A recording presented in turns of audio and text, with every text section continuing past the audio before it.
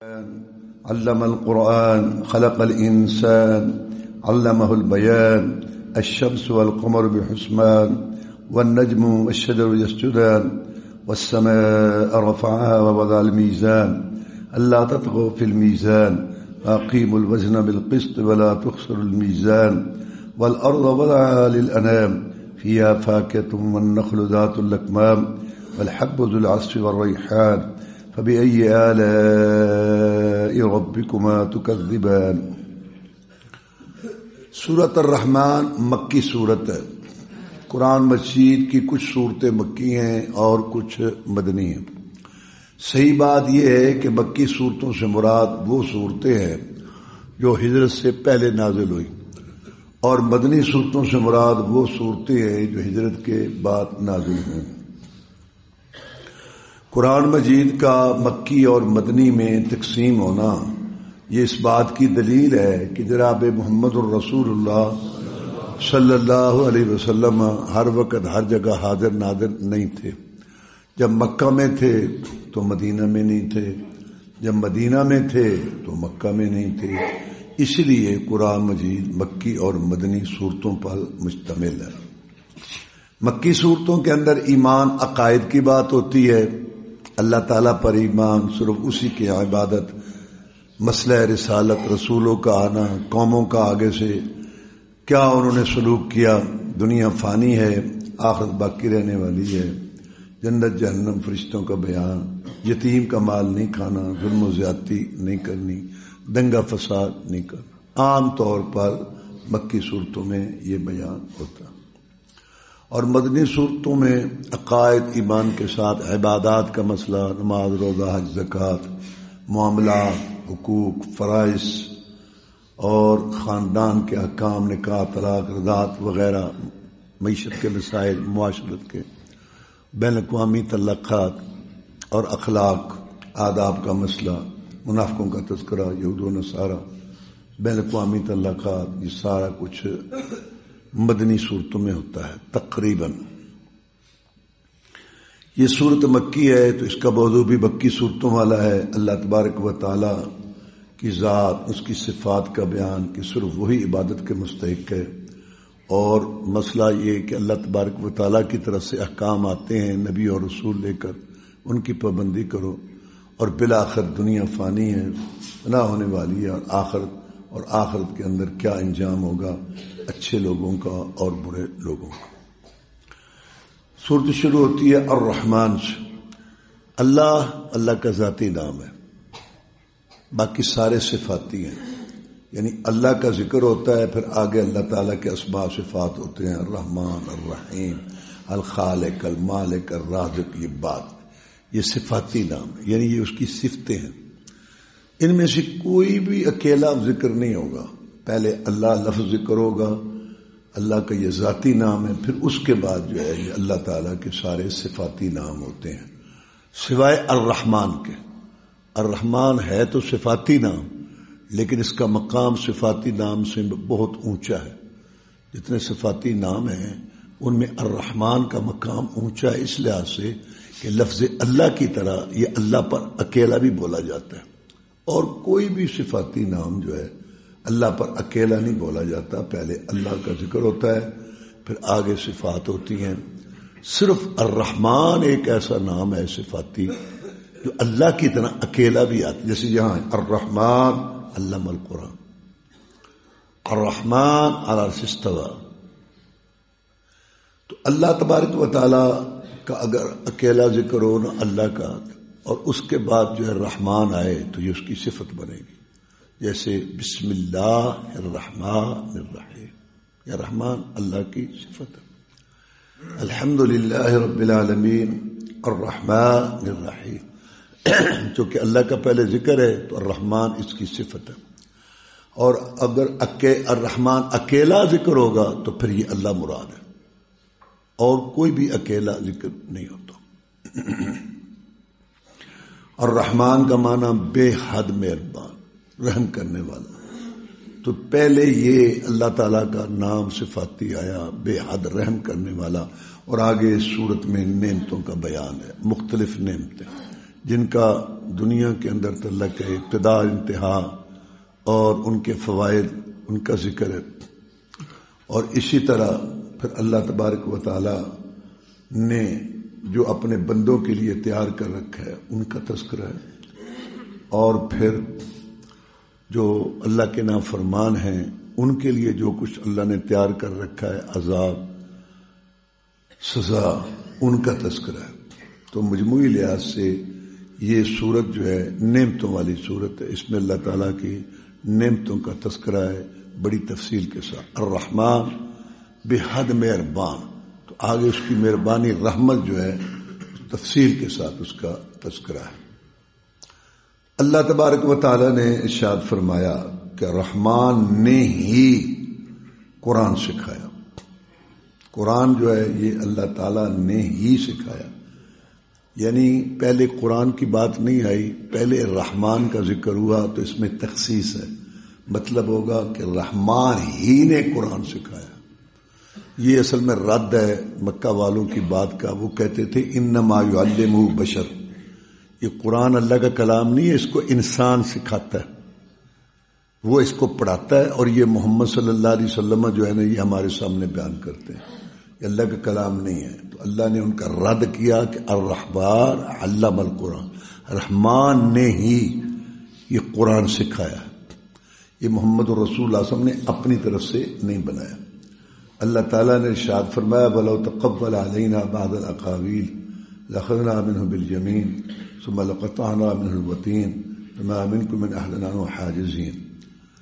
تم کہتے ہو کہ محمد رسول اللہ صلی اللہ علیہ وسلم سارا قرآن بنا لیتا ہے، سارا قرآن تو دور کی بات ہے، اگر کچھ قرآن کا حصہ محمد رسول اللہ صلی اللہ علیہ وسلم بنا کے ہمارے ذمے بناتا اپنی طرف سے اور کہتا کہ یہ اللہ نے نازل کیا ہے، اللہ کا قرآن ہے، ہم اس کا دایاں ہاتھ پکڑ کے اس کی شہرت کو کاٹ کر رکھ دیتے، دنیا کی کوئی طاقت محمد کو ہم سے نہ بچا سکتی صلی اللہ۔ تم کیا سمجھتے ہو میں اللہ خالق مالک رازق زمین عثمان پیدا کرنے والا، پتے پتے پر کنٹرول کرنے والا، میرے حکم کے بغیر کوئی چیز دم نہیں مار سکتی، تو وہ میرے ذمہ لگا رہا ہے 1 سال 2 سال 3 سال 5 سال 7 سال 10 15 20 سال اور میں اس کو کچھ نہیں کہہ رہا، کیسے ہو سکتا؟ کیا میری حکومت ہے اور کیا میں پھر رب ہوں اور کیا میں خالق ہوں اور کیا میری قدرت ہے؟ رحمان ہی نے سکھایا قرآن، پیدا کیا انسان کو رحمان ہی نے پیدا کیا، علم البیان، بیان سکھایا اس کو رحمان نے، بغیر عطف کے اس کا ذکر ہوا کہ رحمان جو ہے نا اسی نے قرآن سکھایا ہے، اسی نے انسان کو پیدا کیا ہے اور اسی نے انسان کو بیان سکھایا ہے۔ اب قرآن اللہ تعالیٰ نے رحمان نے سکھایا، کس کو سکھایا؟ تو اس کا ذکر نہیں ہے، محذوف ہے، لازمی بات ہے، دوسری آیات میں موجود ہے کہ اللہ تعالیٰ نے قرآن محمد رسول اللہ صلی اللہ علیہ وسلم پر نازل کیا۔ اللہ کہتے ہیں کہ قرآن نازل کیا ہم نے آپ پر، تو محمد رسول اللہ صلی اللہ علیہ وسلم مراد ہے۔ حذف کیوں کیا؟ یعنی یہاں محمد رسول اللہ صلی اللہ علیہ وسلم کا ذکر کیوں نہیں؟ یہ علم بلاغہ کے لحاظ سے کہ تاکہ عام ہو جائے بات، قرآن بھی مراد ہے اس سے اور قرات بھی مراد ہے، قرات قرآن بھی مراد ہے اور قرات بھی، جیسے کہ سورہ قیامہ میں ہے ان علینا جمعہ وقرآنا فاذا قرأناه فاتبع قرآنا ثم ان علینا بیانا، تو اس سے مراد قرات بھی، تو قرات تو پھر سب کو سکھائے۔ قرآن پہلے محمد رسول اللہ صلی اللہ علیہ وسلم کو سکھایا جبریل علیہ السلام کے ذریعے، پھر محمد رسول اللہ صلی اللہ علیہ وسلم نے آگے صحابہ کو سکھایا، انہوں نے آگے سکھایا، معلمین آگے سکھا رہے آگے سکھا، تو یہ سارے کا سارا جو یہ پڑھنا ہے نا سکھانا ہے سب کے لیے یہ اللہ کی طرف سے، اگرچہ محمد رسول اللہ صلی اللہ علیہ وسلم کے ذریعے سے ہی ہوا تو یہ بھی مطلب ہے عام، تاکہ وہ بات بھی ہو جائے کہ قرآن رسول اللہ پر نازل ہوا اور یہ بات بھی ہو جائے کہ اللہ نے قرات پڑھنا یہ قرآن سکھایا رسول اللہ صلی اللہ علیہ وسلم کے ذریعے سب آخر تک۔ الرحمن علم القرآن، اس کے بعد انسان کی پیدائش کا ذکر ہوا، اللہ نے اس کو بیان سکھایا اور باقی نعمتوں کا ذکر ہوا۔ سب سے پہلے قرآن کا ذکر ہوا، کیوں؟ دین کی بنیاد قرآن ہے اور قرآن اپنی تفسیر حدیث سنت کے ساتھ کہ قرآن کی تفسیر تو حدیث سنت میں ہے، اور یہ قرآن میں خود اللہ تعالیٰ نے 20 آیتوں میں رسول اللہ صلی اللہ علیہ وسلم کا یہ مقام بیان کیا ہے۔ وَأَنزَلْنَا إِلَيْكَ الذِّكْرَ تُبَيِّنَ لِلنَّاسِ مَا نُزِّلَ إِلَيْهِمْ، ہم نے ذکر نصیحت کو نازل کیا تاکہ آپ لوگوں کے لیے کھول کھول کر بیان کریں۔ وَيُعَلِّمُ الْكِتَابَ وَالْحِكْمَةَ وَأَنزَلَ اللَّهُ عَلَيْكَ الْكِتَابَ وَالْحِكْمَةَ وَمَا أَنزَلَ عَلَيْكَ مِنَ الْكِتَابِ وَالْحِكْمَةِ وَاذْكُرْنَ مَا يُتْلَى فِي بُيُوتِكُنَّ مِنْ آيَاتِ اللَّهِ وَالْحِكْمَةِ۔ تو قرآن مجید کے اندر الحکمہ جو الکتاب کے ساتھ ذکر ہوتا ہے، اس سے مراد سنت رسول، حدیث رسول ہے صلی اللہ علیہ وسلم۔ تو قرآن اپنی تفسیر جو ہے نا حدیث سنت کے ساتھ یہ دین ہے۔ تو سب سے پہلے اس نعمت کا ذکر ہو، یہ سب سے بڑی نعمت ہے ہدایت کی۔ جیسے کہ بخاری شریف میں حدیث ہے، جناب امیر المومنین معاویہ رضی اللہ تعالیٰ عنہ جن نے سب سے پہلے بحری بیڑا بنایا تھا، جو رومی غنڈوں کے لیے موت کا پیغام تھے، جو کاتب وحی تھے، جو مومنوں کے ماموں تھے، ان کی سکی ہمشیرہ ام حبیبہ رضی اللہ تعالیٰ عنہ ہماری ماں رسول اللہ صلی اللہ علیہ وسلم کی زوجہ محترمہ ہے۔ جناب امیر معاویہ رضی اللہ تعالیٰ کو رسول اللہ صلی اللہ علیہ وسلم کے ساتھ عمرہ کرنے کا شرف حاصل ہوا۔ انہوں نے عمرہ کے بعد آپ کے بال کاٹے، ناخن کاٹے اور اپنے پاس رکھے۔ رسول اللہ صلی اللہ علیہ وسلم نے ان کو اپنی قمیص دی جو آپ کے جسم سے لگی رہتی، پہنتے تھے ان کو، اور انہوں نے وفات کے وقت وصیت کی کہ یہ بال رسول اللہ صلی اللہ علیہ وسلم کے اور یہ ناخن یہ میرے چہرے پر ڈال دیا جائیں، اور یہ رسول اللہ صلی اللہ علیہ وسلم کے کرتے میں مجھے جو ہے وہ دفن کیا جائے۔ اور فتح مکہ کے موقع پر جناب محمد رسول اللہ صلی اللہ علیہ وسلم نے فرمایا جو بیت اللہ میں چلا جائے اس کو بھی کچھ نہیں کہنا، اور جو امیر معاویہ کے گھر چلا جائے رضی اللہ تعالیٰ نے، اس کا باپ ابو سفیان رضی اللہ تعالیٰ جو ان کے گھر بھی اس کو بھی کچھ نہیں کہنا۔ تو اللہ تبارک و تعالیٰ کے رسول صلی اللہ علیہ وسلم نے حضرت امیر معاویہ رضی اللہ تعالیٰ کو دار الامن قرار دیا کہ جو اس کے گھر میں چلا جائے اس کو کچھ نہیں کہنا۔ امیر معاویہ رضی اللہ تعالیٰ عنہ کے متعلق رسول اللہ صلی اللہ علیہ وسلم نے دعا کی کہ اللہ اس کو ہادی اور مہدی بنا دے، رہنمائی کرنے والا اور ہدایت یافتہ بنا دے۔ 64 لاکھ مربع میل پر اسلام کا جھنڈا لہرایا، سب سے پہلے بحری بیڑا بنایا، اور ان کا بڑا مقام اور بڑی شان ہے۔ حضرت عبداللہ بن مبارک رحمۃ اللہ علیہ سے پوچھا گیا کہ عمر بن عبدالعزیز رحمۃ اللہ علیہ جو بعد میں آئے ہیں اور ان کی نیکیاں پہاڑوں جیسی دیکھ کے لوگوں کو عمر فاروق کا دور یاد آ گیا رضی اللہ تعالیٰ عنہ، وہ افضل ہیں یا صحابہ کرام رضوان اللہ علیہ مجمعین میں سے جو آخری درجے کے صحابہ ہیں فتح مکہ کے بعد مسلمان ہوئے، ان میں امیر المومنین معاویہ رضی اللہ تعالیٰ عنہ بھی ہیں، وہ افضل ہے۔ تو انہوں نے فرمایا کسی گھوڑے پر چڑھ کر امیر معاویہ رضی اللہ تعالیٰ نے جہاد کیا رسول اللہ صلی اللہ علیہ وسلم کے ساتھ مل کے کافروں کے ساتھ، اس گھوڑے کی ناک کا جو غبار ہے نا، غبار عمر بن عبدالعزیز رحمۃ اللہ کی ساری عمر کی نیکیاں، روزے، نماز، زکوٰۃ، حج، خلافت اور انصاف قائم کرنا، حدود قائم کرنا، اس کا تقوی، پرہیزگاری، ساری عمر بن عبدالعزیز کی نیکیاں امیر معاویہ نے اس گھوڑے پہ چڑھ کے جہاد کیا رسول اللہ صلی اللہ علیہ وسلم کے ساتھ مل کے، اس کی ناک کے غبار کے برابر بھی نہیں ہے۔ پتہ نہیں لوگ صحابی کو کیا سمجھے، یہ بڑا فتنہ آیا ہوا ہے آج کل، امیر معاویہ پر طنز کرو، تنقید کرو، اس کو برا، اور پھر جھجک اترے پہ دروازہ کھلے عمر فاروق رضی اللہ تعالیٰ ابو بکر پر بھی تان کرنا۔ علامہ ابن کثیر رحمۃ اللہ علیہ سے پوچھا گیا کہ عمر بن عبدالعزیز رحمۃ اللہ علیہ افضل ہیں یا امیر معاویہ رضی اللہ تعالیٰ عنہ افضل ہیں؟ تو انہوں نے فرمایا کہ جو سیکنڈ امیر معاویہ رضی اللہ تعالیٰ نے رسول اللہ صلی اللہ علیہ وسلم کی صحبت، رفاقت، معیت میں گزارا اور صحابی کی حیثیت حاصل ہوئی، وہ 1 سیکنڈ عمر بن عبدالعزیز رحمۃ اللہ کی ساری عمر کی نیکیوں سے افضل ہے۔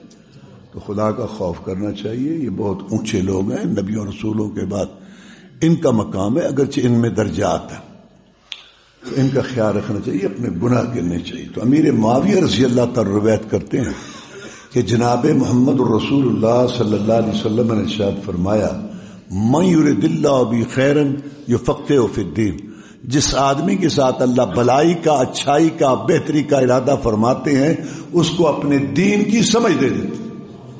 سب سے بڑی نعمت یہ ہے دین والی، اس لیے اس کا سب سے پہلے ذکر کیا۔ آدمی کو سب کچھ مل جائے، برادری کا جتھا، بیٹوں کی فوج، دولت کی ریل پیر، سونے چاندی کے ڈھیر، دکانوں کی مارکیٹ، ساج تاج، کرو فار، سب کچھ مل جائے، یہ گارنٹی نہیں کہ مولا راضی ہے.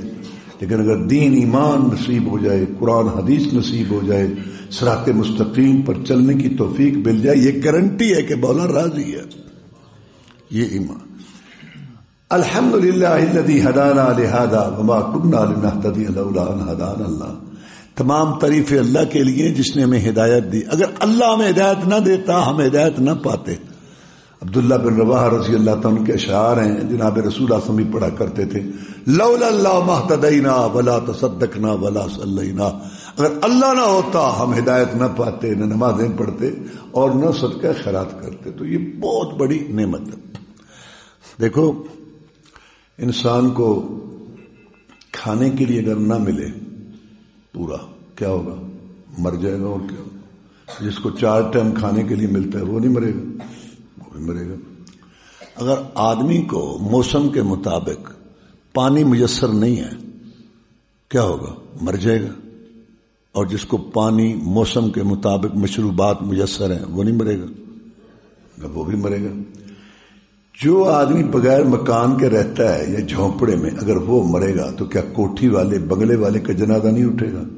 اس کا بھی اٹھے گا. یہ جو ہے نا نعمتیں، ٹھیک ہے زندگی گزارنے کا اللہ نے ایک سلسلہ رکھا ہے اور اس کو اتنا ٹائم دو جتنی ضرورت ہے، لیکن یہ چیزیں عارضی ہیں، ان کا کوئی ہدایت ایک ایسی نعمت ہے جو مرنے کے بعد اعمال نامہ دائیں ہاتھ میں ملے گا، اور جب اللہ حساب کے کو گھانی میں نچوڑے گا، لوگ پسینے میں شرابور ہوں گے، نزاعۃ للشوا، جب جہنم اس آگ سے 70 گنا زیادہ آگ، اس کا شعلہ سر چہرے کی کھال کو دھیڑ کے رکھ دے گا، اس وقت ہدایت والے کو اللہ تعالیٰ ہیرو موتیوں جوہرات سے جڑی ہوئی کرسی دے گا، جس پر اللہ کے سائے کے نیچے وہ مہمان خصوصی بن کے بیٹھے گا. تو سب سے بڑی نعمت یہ ہدایت کی نعمت. برادری جاتی ہے جائے، ہر دل عزیزی، جی حضوری، خان صاحب، سردار صاحب، سلام، جو کچھ جاتا ہے جائے. ہدایت کا دامن نہ چھوٹے. جس کو ہدایت نصیب ہوگی اس کی دنیا بھی بن گئی اور اس کی آخرت بھی بن گئی. جو بلال کو مقام ملے رضی اللہ تعالیٰ ہدایت کی وجہ سے، کہ رسول اللہ صلی اللہ علیہ وسلم نے فرمایا کہ اے بلال رضی اللہ تعالیٰ، تو زمین پہ چلتا ہے اور تیرے پاؤں کی آواز جنت میں سنائی دیتی. تب بھی ابو لہب تباہ ہو گیا، یہ سکا چچا ہاشمی خون ہے، ہدایت نہیں ہے تو اس پہ لعنتیں برس رہی ہیں، قیامت تک مسلمان لعنتیں ڈالتے رہے. لیکن بلال رضی اللہ تعالیٰ کا کیا مقام ہے کہ عمر فاروق کہا کرتے تھے رضی اللہ تعالیٰ، آتک سیدنا ابو بکر سیدنا بلال، ہمارے سردار ابو بکر صدیق رضی اللہ تعالیٰ نے ہمارے سردار بلال کو آزاد کیا ہے رضی اللہ. تو یہ بہت بڑی نعمت ہے. انسان اس کو دیکھے، اس کو دیکھے. باقی دنیا میں کیا ہے؟ زندگی 2 دن کی ہو یا کہ 100 سال گزر جائے گی، کندھے پہ کملی ہو یا کہ شال گزر جائے گی. اگر امیروں کی اقبال گزر جائے گی تو غریبوں کی بھی بہرحال گزر جائے گی. مسئلہ یہ نہیں ہے کہ اس کے لیے تم رات دن لگے رہو. اتنا ٹائم دو. اصل ماں وہ زندگی جہاں موت نہیں آنی، اس میں یہ ہدایت، دین صراط مستقیم پہ چلنا، یہ کام آئے گا. اس لیے سب سے پہلے جو ہے نا یہ دین کی بات اور ہدایت کا ذکر ہوا. اس کے بعد فرمایا کہ انسان کو ہم نے پیدا کیا. اب انسان کا پیدا ہونا پہلے ذکر ہے، باقی ساری نعمتوں کا بعد میں ذکر ہے. کیوں؟ اگر انسان ہی نہ ہو تو نعمتوں کا کیا فائدہ، کس نے فائدہ اٹھانا ہے؟ اس لیے پہلے انسان کی پیدائش کا ذکر ہے، پھر اس کے بعد ساری نعمتوں کا ذکر ہے. لیکن قرآن والی نعمت، دین والی چونکہ اہمیت رکھتی تھی، اس کو اس سے بھی پہلے ذکر کیا. تو اللہ نے فرمایا کہ رحمان نے ہی قرآن سکھایا، رحمان نے ہی انسان کو پیدا کیا. اب یہ انسان کا پیدا ہونا جس کو مکے والے مانتے تھے، تو یہ تخصیص کیوں کی کہ رحمان نے ہی پیدا کیا انسان کو؟ مکے والے مانتے تھے یہ بات کہ اللہ نے انسان کو بنایا. تو اس کی تخصیص زوردار انداز سے یہ بات کیوں بیان ہوئی کہ رحمان نے ہی پیدا کیا انسان؟ اس لیے کہ وہ اللہ کے علاوہ دوسروں کی عبادت کرتے تھے، دوسروں کی پرستش کرتے تھے. تو گویا وہ نہیں مانتے کہ اللہ نے انسان کو پیدا کیا. اگر صحیح معنی میں مانتے تو کیوں عبادت کرتے اللہ کے علاوہ دوسرے کی؟ اس لیے اس کی تخصیص اہمیت کے ساتھ ذکر ہوا کہ رحمان نے ہی انسان کو پیدا کیا ہے. کہ جب تم یہ مانتے ہو، یہ اس کو کہتے ہیں توحید ربوبیت.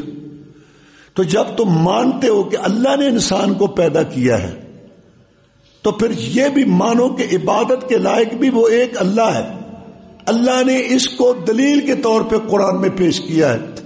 یا ایھا الناس اعبدوا ربکم الذی خلقکم والذین من قبلکم لعلکم تتقون الذی جعل لکم الارض فراشا والسماء بناء وانزل من السماء ماء فاخرج به من الثمرات رزقا لکم فلا تجعلوا للہ اندادا وانتم تعلمون. تو اللہ تعالیٰ نے انسان کی پیدائش کو، زمین و آسمان، ان چیزوں کو جس کو مکے والے مانتے تھے، بطور دلیل کے پیش کیا کہ جب یہ سارے کام اللہ نے کیے ہیں تو پھر عبادت کے لائق بھی صرف ایک اللہ ہے، اس کے ساتھ شریک کیوں کرتے ہو؟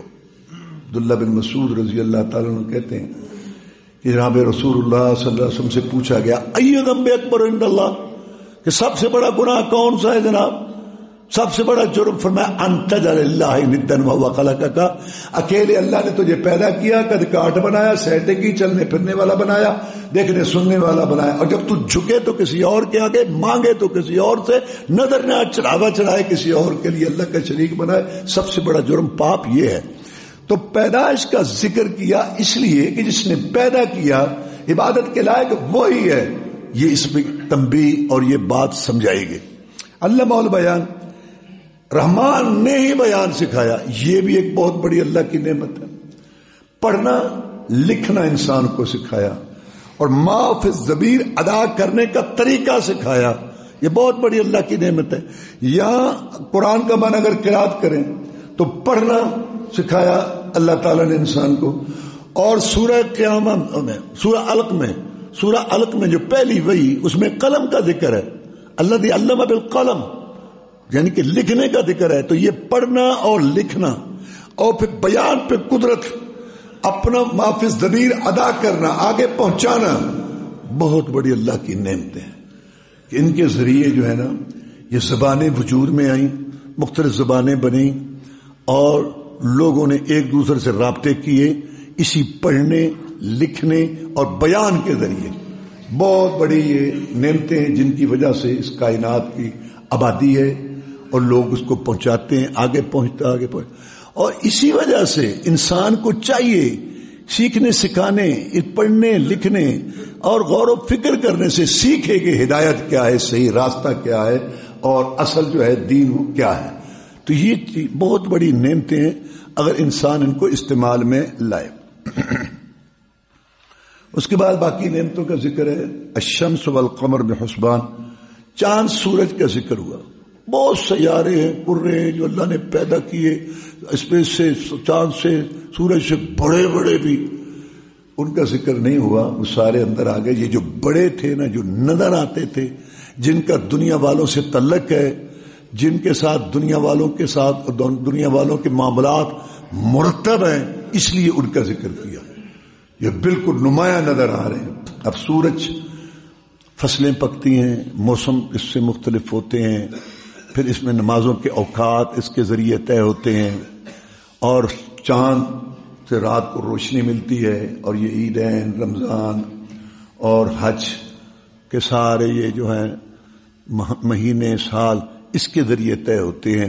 تو یہ اللہ تعالیٰ کی بہت بڑی یہ نعمتیں ہیں کہ اللہ تبارک و تعالیٰ نے ان کو بنایا ہوا ہے، طبی طور پر چل رہے ہیں اور یہ سارا نظام قائم ہے. اس کے علاوہ اور کئی کرے ہیں، کوئی تجاوز نہیں کرتا، صدیوں سے بالکل کوئی چیز ٹکراتی نہیں، نظام درم برم نہیں ہوتا. یہ قدرتی کیلنڈر ہے جو بنایا گیا ہے اور اس کے ساتھ جو ہے معاملات چلتے ہیں. یہ بہت بڑی اللہ کی نعمت ہے اور بہت بڑا اس کا احسان ہے، اور اس کی قدرت قادر ہونے پر، اس کی قدرت پر یہ بہت بڑے دلائل ہیں. والنجم والشجر یسجدان، اس کے بعد یہ فرمایا کہ درخت تنا ہے نا اس کا، اور نجم سے مراد ہے پودے. سورج اس کا ستارہ بھی مانا، لیکن یہاں یہ درخت کے ساتھ ہے نا پودے، ان کا تنا نہیں ہوتا، گندم، جو، باجرہ، یہ چیزیں اللہ تعالیٰ فرماتے ہیں تمام کائنات ماتحت ہے، سجدہ کرتی ہے اللہ تعالیٰ کو. یہ انسان کو سمجھایا گیا کہ اگر تو انکار کرتا ہے، سجدہ نہیں کرتا، ساری مخلوق اللہ تعالیٰ کو سجدہ کرتی ہے. سورہ الحج میں اللہ نے تفصیل بیان کی ہے، یہ ساری کی سب چیزیں انسان کو سجدہ کرتی. تو سجدہ دو قسم کا ہے، ایک ہے تکوینی یعنی تقدیری، ہر چیز اللہ تعالیٰ کے متحد، زمین آسمان چاند سورج ستارے انسان حیوان درخت نباتات پہاڑ وغیرہ ہر چیز اللہ کے، وہ چاہیں نہ چاہیں، ان کا دل کرے نہ، وہ سب اللہ کے نظام کے تحت. تو اس لحاظ سے درخت اور یہ بھی ہیں. اور ایک ہے کہ اللہ کی نعمتوں قدرتوں کو دیکھ کر اس کی عبادت کرنا اور اس کو سجدہ کرنا اور اس کی اطاعت کرنا اختیاری طور پر اختیار کر کے اس کو، یہ اکثر انسان نہیں کرتے اور بعض کرتے ہیں. لیکن یہ جو کائنات ہے نا، یہ دونوں لحاظ سے اللہ کے متحد ہے ساری چیزیں، تقدیری لحاظ سے بھی اور سجدے کے لحاظ سے. باقاعدہ وہ بھی سجدہ کرتے ہیں، تسبیح کرتے ہیں، بلکہ نماز پڑھتے ہیں. یہ ساری چیزیں کیسے؟ اللہ فرماتے ہیں تمہیں پتہ نہیں ہے. تو ساری کائنات دو لحاظ سے سجدے میں ہے، ایک تقدیری لحاظ سے، تکوینی لحاظ سے کہ اللہ تعالیٰ کی وہ مخالفت نہیں کر سکتے، جیسے اللہ تعالیٰ نے بنایا ایسے چل رہے ہیں. اور بہت سارے جو نباتات پہاڑ یہ سارے اللہ کے سامنے تسبیح بیان کرتے ہیں، سجدہ کرتے ہیں اور یہ نماز پڑھتے ہیں. انسان ایک ایسا ہے کہ ان میں سے کئی اللہ نے جو حکم دیا ہے تو اللہ کو وہ سجدہ نہیں کرتے، باقی کائنات میں کوئی نہیں. یہ بتانے کے لیے کہ سب چیزیں تو اللہ کو سجدہ کر رہی ہیں تو آپ کو بھی تو کرنا چاہیے. والسماء رفعها ووضع الميزان، اللہ نے آسمان کو بلند کیا. پیدا کرنے کا ذکر نہیں کیا کیونکہ جب بلندی کیا تو اسی نے پیدا کیا ہے نا. اس کو بلند کیا بغیر ستونوں کے، صدیوں کا یہ بوڑھا آسمان کھڑا ہے. سورہ ملک میں اللہ نے فرمایا کہ اے انسان دیکھ اس کو، نظر لوٹا، بار بار کوئی کمی، کہیں سے پھٹا ہوا ہو، کوئی سوراخ ہو، کوئی کہیں سے تجھے یہ کمزور نظر آ رہا ہے، تیری نظر بار بار دیکھ کے تھک ہار کے چور ہو کے واپس آ جائے گی. اللہ کی کاراگری میں تجھے کوئی نقص نہیں آئے گی. اللہ تعالیٰ نے آسمان اتنا بلند کیا اور اس کے نیچے چاند سورج اور بڑے بڑے کرے سیارات ہیں، نیچے نظام چل رہا ہے. آسمان اوپر ہے اور ایک نظام جو چل رہا ہے وہ درم برم نہیں ہوتا آسمان کے اوپر ہونے کو، اور اس کے درمیان اتنے سیارے اور کرے جو اللہ تعالیٰ نے پیدا کیے. تو یہ بھی ایک اللہ تعالیٰ کی قدرت کا نشان ہے. اور ووضع المیزان، ترازو رکھا. میزان کے دو مطلب ہیں، ایک تو ہے عدل و انصاف رکھا، اللہ نے عدل انصاف رکھا، اس کے ذریعے یہ کائنات کا نظام، جہاں عدل انصاف کا خیال نہیں ہے نظام درم برم ہے، ظلم ہے، لوٹ کھسوٹ ہے، سارا نظام درم ہے. تو کائنات کا نظام چلانے کے لیے عدل رکھا. اور یا یہ ترازو مراد ہے، یہ بھی ٹھیک ہے کیونکہ اس کے ذریعے لوگوں کے معاملات تقسیم صحیح طور پر اطمینان کے ساتھ ہو جاتی ہے، کوئی پریشانی نہیں ہوتی کسی کو. شعیب علیہ السلام کی قوم پر عذاب آیا اسی وجہ سے کہ وہ ناپ تول میں کمی کرتے تھے. اور سورۃ مطففین ہے قرآن میں، جو کمی کرتے ہیں تولنے میں، دیتے ہیں تو کم دیتے ہیں، لیتے ہیں تو پورا لیتے ہیں، ان کے لیے ویل ہلاکت ہے اور یہ جہنم کی ایک وادی ہے. تو اللہ تعالیٰ نے یہ فرمایا کہ یہ بھی میری بڑی نعمت ہے کہ میں نے عدل رکھا، ترازو رکھا، تاکہ تو ہمارے معاملات جو ہیں صحیح طور پر. آگے حکم دیا کہ اس کے اندر کمی بیشی نہ کرو اور اس وزن کو انصاف کے ساتھ قائم کرو اور کمی نہ کرو اس میں. زمین کو رکھا مخلوق کے لیے، انعام ویسے تو ساری مخلوق مراد ہے لیکن یہاں خاص طور پر جن انسان، کیونکہ انہی کا آگے تذکرہ ہے اور اللہ تعالیٰ نعمتوں میں ان کو خطاب کرتے ہیں. زمین کے اندر فاقیہ ہے، نخل ہے، کھجور، خوشوں والی، والحب، دانے، ذوالعصف والریحان، دانے کھانے کے لیے، غلہ جات اور خوشبو. فاقیہ فروٹ، یہ غذا نہیں ہے، یہ ویسے تفریح کے طور پر خوشی کے ساتھ انسان کھاتا ہے اور اس سے اس کو خوشی حاصل ہوتی ہے، تو اس سے وہ خوشی محسوس کرتا ہے۔ کھجور جو ہے، کھجور کے اندر فروٹ والی بھی کیفیت حیثیت ہے اور غذا والی بھی، اور غلہ جو ہے دانہ وہ صرف خوراک پیدا کی، ایسی چیز پیدا کی کہ اس میں خوراک بھی ہے اور اس میں تفقع و فواکہ بھی ہیں۔ چونکہ قرآن عربی میں نازل ہوا، عربوں کا کھجور سے بڑا تعلق ہے اور ان کی غذا میں اہم حصہ کھجور ہے۔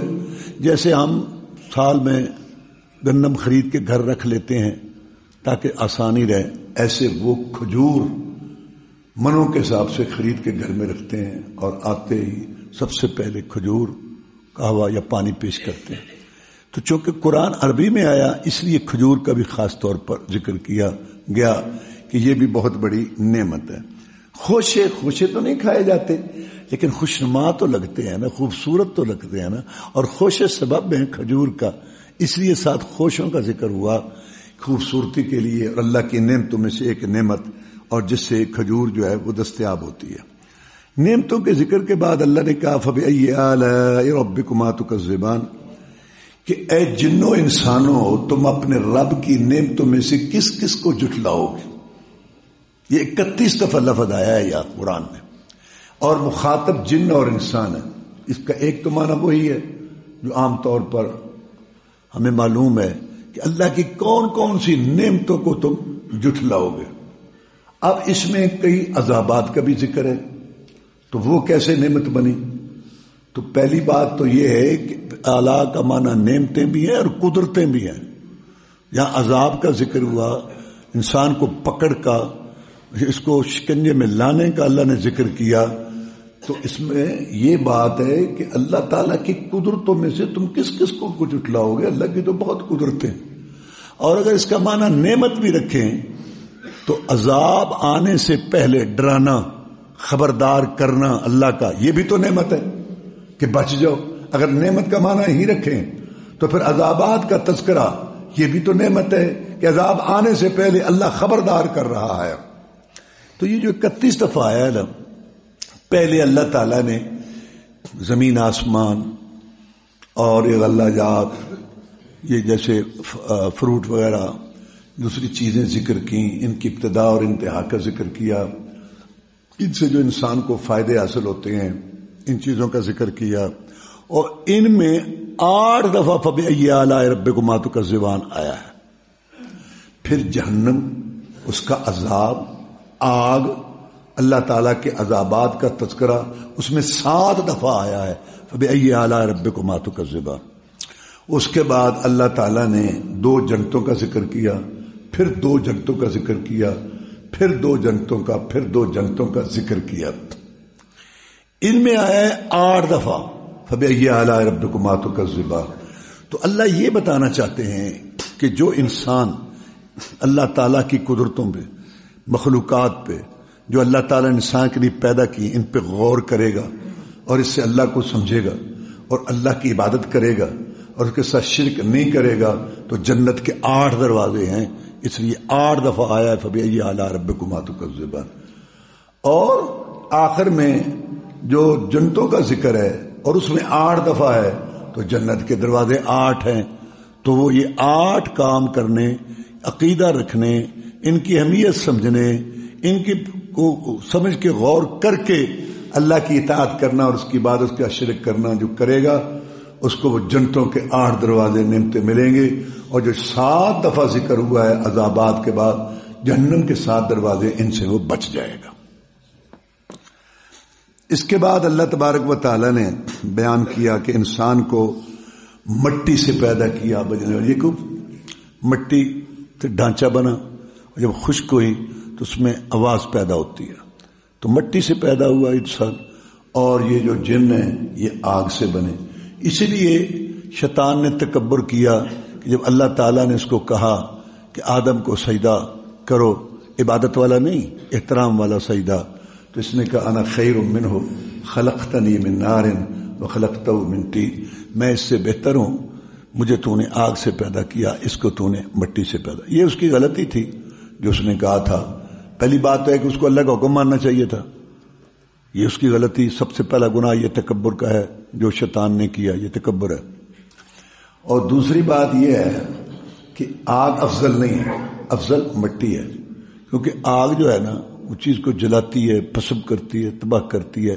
مٹی میں آبادی ہے، چیزیں اگتی ہیں، دنیا کی رونق ہے، غلہ جات، فروٹ، خوشبوات، یہ چیزیں جو ہیں، تو مٹی افضل ہے. اور پھر یہ بھی ہے کہ چیزیں دو ہیں، ایک خالق ہے، ایک مخلوق ہے. خالق کو بڑائی زیب دیتی ہے، رفعت، اونچائی زیب دیتی ہے، تکبر اس کو زیب دیتا ہے. اور مخلوق کے لیے عاجزی.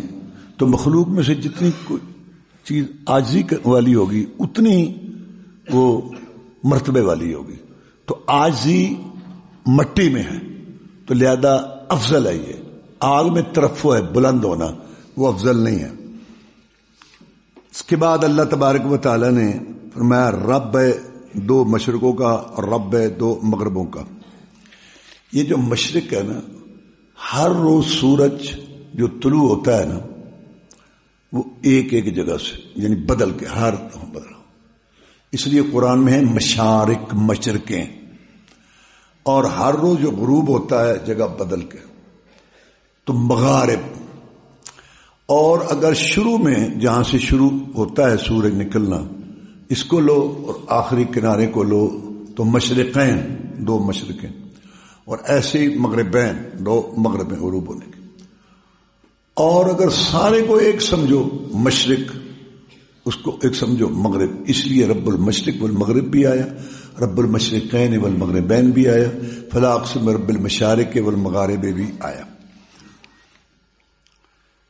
آگے دو سمندروں کا ذکر ہے، ملتے ہیں، میٹھا اور کڑوا، یا تو ساتھ ساتھ یا اوپر نیچے. تو یہ اللہ کا ایک نظام ہے، معمولی سا اللہ نے سلسلہ اس کے اندر پردے کا رکھا ہوا ہے. یہ اس میں نہیں ملتا اور یہ اس میں نہیں ملتا. آپ یہاں دیکھ بور کرتے ہیں، ایک جگہ سے پانی میٹھا نکلتا ہے، دوسری جگہ سے جو کڑوا نکلتا ہے. تو یہ اللہ تبارک و تعالیٰ کی قدرتوں میں سے یہ بھی قدرت ہے کہ وہ ان کو چلا رہا ہے. پھر اس سے جو نعمتیں نکلتی ہیں، لؤلؤ مرجان، موتی اور مرجان میں اگنے کی کیفیت ہے، یعنی یہ پودے کی مانند ہوتا ہے. تو یہ اللہ تعالیٰ نے نعمتوں میں سے ذکر کیا یہ بات کہ اسی کے لیے یہ جو کشتیاں بڑی بڑی سمندروں میں، پہلے وہ کپڑا باندھ لگا کے اس کو کھڑا کرتے تھے، ہواؤں کے رخ دے کے وہ چلتی تھی. اب یہ بحری جہاز آپ دیکھ لیں کتنے بڑے بڑے بحری جہاز، بیڑے ہیں، لوہے کا تم تھوڑا سا وہ ٹکڑا پھینکو تو ڈوب جاتا ہے، اور یہ چل رہے ہیں. اور یہ اللہ کا بہت بڑا نظام ہے، اور اللہ تعالیٰ نے اس کا بڑا ذکر کیا ہے. انسان کے لیے بہت بڑی نعمت ہے. دنیا میں سب سے زیادہ جو تجارت ہے نا وہ بحری ہے. جس ملک کے پاس سمندر نہیں ہے نا وہ پریشان. روس کے پاس گرم پانی نہیں ہے. یہ افغانستان میں اس لیے آیا تھا، بلوچستان تک پہنچنا چاہتا تھا. وہ تو کہتا تھا افغانستان تو چیز ہی کو نہیں، روند کے وہاں بلوچستان پہ قبضہ کرنا چاہتا تھا. تو اللہ تعالیٰ نے جہاد کے ذریعے اس کو سبق سکھایا اور وہ واپس لوٹا. جہاد کی برکت دیکھو کہ اب وہی روس پاکستان کے ساتھ معاہدہ کرتا ہے، منت کرتا ہے کہ مجھے بلوچستان تک پہنچنے کی رسائی دو. تو یہ ایک بہت بڑا، ہماری بھی 60% تجارت جو ہے نا ہمارے پاکستان کی وہ کراچی بندرگاہ اور اب گوادر. تو یہ بھی ایک بہت بڑی نعمت ہے جو اللہ نے ذکر کیا. ساری نعمتوں کا ذکر کر کے اللہ نے کہا کل من علیہ فان، ایک وقت آئے گا یہ سب کچھ ختم، تیس نیس ہو جائے گا، ایک رب باقی رہے گا، ذوالجلال والاکرام، بزرگی والا اکرام. ایک تو اکرام کا مطلب یہ ہے کہ اللہ عزت والا ہے، وہ اس لائق ہے کہ اس کی عزت کی جائے، اور اس کی یہ قدرتیں ہیں اور اس کی یہ سارا کچھ پیدا کرنا وہ مستحق ہے اس کا. اور ایک اس کا معنی ہے کہ اللہ عزت دینے والا ہے، جس کو چاہے عزت دے اور جس کو چاہے نہ دے. اس کے بعد دوسری جو ہے نعمتوں کا تذکرہ ہے، اور خاص طور پر یہ جہنم کا اور آگ کا یہ سارا جیسے ہم نے بتایا. آگے آخری رکوع میں اللہ فرماتے ہیں وَلِمَنْ خَافَ مَقَامَ رَبِّهِ جَنَّتَانِ، جو اللہ کے پاس کھڑے ہونے سے، پیشی سے، حساب کتاب سے کہ میں نے جوانی مال کمانے خرچ کرنے کا حساب دینا ہے، جس نے اس کو سوچ لیا اور ڈر گیا اللہ تعالیٰ سے، یہ ڈر خوف خدا یہ بنیاد ہے اصلاح کی، تو فرمایا اس کے لیے 2 جنتیں ہیں. اللہ تعالیٰ نے اس کے لیے 2 جنتیں تیار کی ہیں. اچھا وہ جو 2 جنتیں ہیں ذواتہ افنان، اس میں جو پودے درخت ہیں ٹہنیوں والے، ٹہنیوں کا ذکر کیا تو ٹہنیاں تب بھی ہوں گی نا جب درخت ہوں گے، تو گویا کہ اس میں بہت اللہ نے باغیچے لگائے ہوئے ہیں اور بہت خوشنما ٹہنیاں ہیں۔ فیہما عینان تجریان، اس میں چشمے چلنے والے، جاری ہے پانی چل رہا ہے، اور فیہما من کل فاکہہ زوجان، ہر قسم کے فروٹ اس کے اندر ہے، ہر چیز دو دو قسم، جوڑا جوڑا ہے۔ اور وہاں ٹیک لگا کے بیٹھیں گے جنتی ان جنتوں میں بستروں پر جن کی نیچے چادریں بچھونے وغیرہ وہ ریشم کے ہوں گے۔ وجن الجنتین دان، اور ان دو جنتوں کا پھل بالکل قریب ہوگا، بس ایسے توڑنے لینے میں آسانی ہے، کوئی دقت نہیں۔ فیہن قاصرات الطرف لم یطمثہن انس قبلہم ولا جان، اور اس میں ایسی بیویاں ہوں گی حوریں جو اپنی نظروں کو بند رکھیں گی، اپنے خاندوں سے علاوہ کدھر ادھر ادھر ان کی نظر نہیں جائے گی۔ یہ بہت بڑی صفت ہے، عورت بہت بڑی یہ صفت ہے، یہ ان کے اندر ہوگی۔ لم یطمثہن انس قبلہم ولا جان، اس سے پہلے نہ کسی جن نہ کسی انسان نے ان سے جمع کیا ہے۔ جیسے انسانوں کی وہاں بیویاں ہوں گی، ایسے جنوں کی بھی بیویاں ہوں گی، انسانوں کی اپنی جنس سے اور ان کی اپنی جنس سے۔ کأنہن الیاقوت والمرجان، گویا یاقوت پتھر سب سے قیمتی پتھر ہے اور مرجان بڑی قیمتی، گویا وہ حوریں ایسی ہوں گی۔ حل جزاء الاحسان الا الاحسان، انہوں نے نیکیاں کی، کئی کئی گھنٹے کا روزہ رکھا، صبح اٹھے سردی برداشت کی اور لوگوں کے تانے برداشت کیے، دین پر چلنے میں تکلیفیں اٹھائیں، انہوں نے یہ نیکی کی تو اس کا بدلہ پھر ان کو یہ نیکی مل رہے ہیں۔ یہ ان کو دو باغ میسر ہوں گے۔ حدیث میں ہے کہ یہ جو دو باغ ہوں گے نا، ان میں ہر چیز جو ہے نا سونے کی ہوگی، برتن سونے کے، پلیٹیں وغیرہ سونے کی، درخت سونے کے، محلات سونے کے، یہ سب ہوں گے۔ یہ کون لوگ ہیں؟ یہ السابقون المقربون، جیسے سورہ واقعہ میں ذکر ہے السابقون المقربون، یہ وہ لوگ ہوں گے۔ ان باغات سے کم درجے کے بھی دو اور جنتیں ہوں گی۔ مدہامتان، وہ درخت سراب ہو کے پانی لگ لگ کے سیاہی مائل نظر آئیں گے، بہت زیادہ ان کو پانی لگ رہا ہوگا اور بہت سرسبز و شاداب ہوں گے۔ فیہما عینان نضاختان، چونکہ یہ کم درجے والے لوگوں کے لیے تو اس میں چشمے ہوں گے پھوٹنے والے، پہلے تھے چشمے چلنے والے، چلتے ہیں پانی، یہ پھوٹ رہے ہیں، لازمی بات ہے جو پھوٹ رہا ہے اس کا پانی کم ہے، یہ چشمے ان کے لیے ہوں گے۔ فیہما فاکہۃ ونخل ورمان، ان کے لیے وہاں فروٹ کھجور اور انار ہوں گے۔ پہلے وہاں کا ان جنتوں میں کہ ہر قسم کا پھل ہوگا، یہاں کل لفظ نہیں آیا، ہر قسم کا نہیں، کیونکہ ان کا درجہ کم ہے، یہ اصحاب الیمین ہے، دائیں ہاتھ والے، ان کے لیے یہ بات آئی۔ فیہن خیرات حسان، ان میں بہترین خوبصورت بیویاں ہوں گی۔ اب پہلے والی ان کی خوبی جو بیان کی جو بڑی اہم ہے، ان میں بھی وہ خوبی ہے، اور خوبصورت ہونا بھی تو ایک بہت بڑا وصف ہے، لیکن بہرحال چونکہ ان سے کم ہے، یہ دائیں ہاتھ والے ہیں، مقربین سے کم ہے، تو اس لیے ان کے لیے یہ حور مقصورات فی الخیام، حور سخت سفید اور اس میں سرخی، اور آنکھ کا جو حصہ سفید ہے وہ پورا سفید، اور جو سیاہ ہے وہ پورا سیاہ، حور، یعنی دیکھ کے انسان اس کو حیران ہو جائے۔ رسول اللہ صاحب نے فرمایا کہ جو اللہ نے نعمتیں تیار کی ہیں نا اپنے بندوں کے لیے جنت میں، وہ کسی آنکھ نے دیکھی نہیں، کان نے سنی نہیں، دل میں خیال تک نہیں آیا، اور ان نعمتوں میں حوریں اور حوروں کا جو لباس ہے، اس میں جو دوپٹہ ہے، ساری دنیا کا سونا چاندی ہیرے موتی جواہرات اس ایک دوپٹے کا مقابلہ نہیں کر سکتے، اور وہ اتنی خوبصورت ہیں کہ اگر ان میں سے کوئی جھانکے زمین آسمان کے درمیان تو زمین آسمان کے درمیان سب روشنی پھیل جائے، اور اتنی معطر خوشبو والی ہیں کہ یہ ساری فضا معطر ہو جائے، وہ اللہ تعالیٰ نے تیار کی ہے۔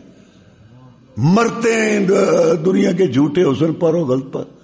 ایک آیت ہے، مسئلہ تو نہیں ہے، کہ لونڈیاں بکتی تھیں تو وہاں لونڈیاں جہاں جمع ہوتی تھیں بکتی تھیں، وہاں بڑی خوبصورت لونڈی بہت ہی مہنگی، کوئی خرید ہی نہیں سکتا تھا. تو علاقے کے بڑے ایک سردار مالدار نے وہ خریدی. تو بڑا فخر ہوتا ہے نا پیسے والوں کو کہ وہ فلاں پلازہ کوئی نہیں لے سکا، میں نے لیا، یہ ہوتا ہے. تو پھر ان کو سارے نہیں، اللہ کے نیک اکثر کو یہ عادت ہے کہ جن کے پاس مال نہیں ہے نا ان سے مذاق اڑاتے ہیں یا ان کو جتاتے رہتے ہیں، بتاتے ہیں کہ ہمارے پاس مال ہے. وہ جیسے 15ویں پارے میں قصہ ہے نا دو آدمیوں کا، انا اکثر من کا مال ہے، میرے پاس مال زیادہ ہے. تو ایک وہاں سے اللہ کا نیک بندہ گزرا، بزرگ عالم گزرا. تو اس سرمایہ دار نے کہا یہ خریدنی ہے بھئی، یہ اس کے بعد پیسے نہیں ہیں، مذاق کیا بھئی کیا، آگے چلتا گیا. پکڑ کے کہتا ہے یہ خریدنی ہے، پھر چلا گیا. جب بار بار کہا تو وہ کھڑا ہو گیا، کہتے خریدنی ہے. تو خریدے گا؟ کہتا بالکل خریدوں گا. لگا قیمت، کہتا 4 آنے. تو 4 آنے، سارے علاقے کے سرمایہ دار اس کو خرید نہیں سکے، میں تو نے 4 آنے لگا. کہتا یہ بھی زیادہ لگا ہے. اس پہ مہینے میں ایسے حالات آتے ہیں دیکھنے کو دل نہیں چاہتا، بول براز ہے، گندگی اس کے اندر ہے، اور یہ ناک سے بہنا اور منہ پتہ نہیں کیا کیا اس کے اندر. میں تو بڑا اونچا سوداگر ہوں، رات کو اٹھ کے 2 رکعت پڑھتا ہوں، ایک حور اپنے نام لگا لیتا ہوں. مرتے ہیں دنیا کے جھوٹے حسن پر. یہ اور خیام خیموں میں ہوں گی. اس کا مطلب ہے یہ شہزادیاں ملکہ قسم کی ہوں گی، خیمہ میں گھروں میں بیٹھیں گی، کسی چیز کی ضرورت کے لیے باہر جانا نہیں پڑے گا. ملکہ خیموں میں، یہ بہت مقام ہے ایک عورت کا کہ شہزادی کی طرح وہ وہاں رہے، یہ اس کا مقام ہے. بات پھرنا، اور یہ ایسا نہیں ہے. اور جنہوں نے ملنا ہوتا ہے ایسی عورتوں کو وہ خود ملنے آتی ہیں، یہ ملنے کے لیے بھی اکثر نہیں جاتی، خیموں میں رہیں گی. تو یہ اشارہ ہے ان کی شہزادگی اور ان کے ملکہ ہونے کی طرف. آگے وہی بات ہے. تو پہلے والے جو ہیں نا وہ مقربون ہیں، سابقون ہیں، اور یہ دوسرے جو ہیں یہ اصحاب الیمین ہیں، دائیں ہاتھ والے ہیں. اور آخر میں اللہ نے ختم کیا سورت کو، تبارک اسم ربک ذی الجلال والاکرام. برکت والا ہے نام تیرا نام ہی اتنا برکت والا ہے، تو خود کتنا برکت والا ہوگا، یہ مقام والا ہوگا. ذو الجلال، جلال، اللہ اللہ اللہ اللہ. رسول اللہ صلی اللہ علیہ وسلم، قیامت کا دن ہوگا، اللہ یہ زمین و آسمان بڑے چوڑے جو ہے نا سارے اپنے مٹھی میں لے کے کہے گا این المتکبرون، این الملوک الجبار. کہاں ہیں جو کہتے تھے ہماری حکومتیں ہیں؟ ہے کوئی؟ سناٹا چھا جائے گا. پھر آواز آئے گی فرشتوں اور نیک بندوں نبیوں رسولوں کی، للہ الواحد القہار. بادشاہی صرف ایک مالک قہار کی ہے، مالک یوم الدین، مالک ہے بدلے کے دن کا. مالک تو وہ یہاں بھی ہے، لیکن یہاں دنیا کی محبت کی چربی جب دماغوں پہ چڑھتی ہے اور آنکھوں پہ اب میں تو مجھے جانتا نہیں. میں کہا کرتا ہوں یہ سارا فساد جو دنیا میں برادریاں اجڑ گئی، طلاقیں ہو گئی، زمینیں جو ہے بک گئی، پلاٹ بک گئے، تباہیاں آ گئیں، بہن بھائیوں میں یہ ساری مصیبتیں ہم نے دنیا جنت بنائی ہوئی ہے، یہ 2 فساد کے جملے کی. تو مجھے نہیں جانتا، میں تجھے بتاؤں میں کون ہوں؟ بھائی 2 دفعہ تو پیشاب والی جگہ سے نکلا ہے، اور ایک یہ کہ تو اپنے آپ کو کیا سمجھتا ہے؟ لو سارا فساد ہی ہے. اصل جلال اللہ کا ہے. یہاں چونکہ اپنے آپ میں نہیں رہتے، اپنے سے باہر ہو جاتے ہیں. قیامت کو دم مارنے کا مجال بھی نہیں ہوگی. یوم یقوم الروح والملائکہ صف لا یتکلمون الا من اذن الرحمن وقال صوابا. جبریل علیہ السلام جو فرشتوں میں سب سے افضل ہے، 600 پر رکھنے والا، وہ بھی فرشتوں کی قطار لے کے کھڑا ہوگا، اس کو بھی دم مارنے کی مجال نہیں ہوگی. وخشعت الاصوات للرحمن فلا تسمع الا همسا. آوازیں پست ہو جائیں گی، سوائے گنگناہٹ کے کوئی آواز نہیں آئے گی. جلال والا ہے، اکرام عزت والا ہے. اللهم اعز الاسلام والمسلمين، اللهم انصر الجهاد والمجاهدين، اللهم نجي اخواننا من السجون، اللهم اشف مرضانا ومرضى المسلمين. اللهم انا نسألك الجنة الفردوس، اللهم انا نسألك الجنة الفردوس، اللهم انا نسألك الجنة الفردوس.